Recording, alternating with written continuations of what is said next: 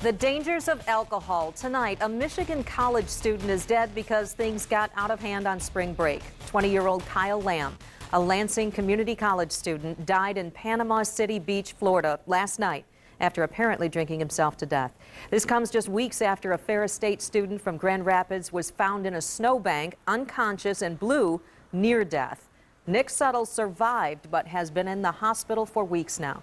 As we near high school spring breaks, counselors are hoping that you can learn from these examples, that when you combine kids and alcohol, it's like playing with life and death. It was supposed to be an opportunity for college friends to blow off some steam and put their classwork on hold.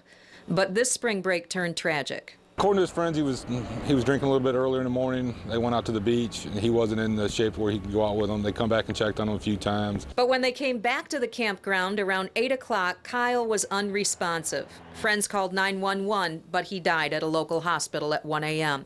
Friends and family described Kyle as a natural leader. His presence and just him being part of whatever we were doing gave everybody else so much more confidence. Kids care when an adult cares. This kind of tragic story plays out all too often, according to Denise Herbert from Network 180. Young people often don't recognize the risk until it's too late. The education starts long before the party. Yes, it does.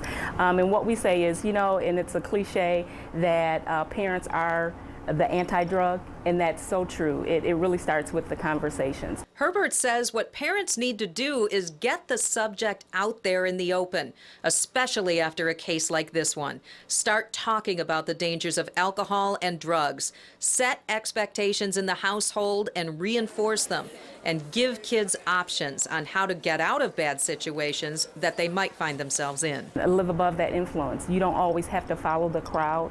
You can be the leader in that crowd. You can live above that influence and make the right decisions. There is an event this spring where students can learn how to stay above the influence. There's a youth summit scheduled for May 3rd at GVSU by Network 180. It's designed to educate and empower kids to make positive choices for their future, and it's free. You can learn more about the Above the Influence Youth Summit by going to our website at woodtv.com.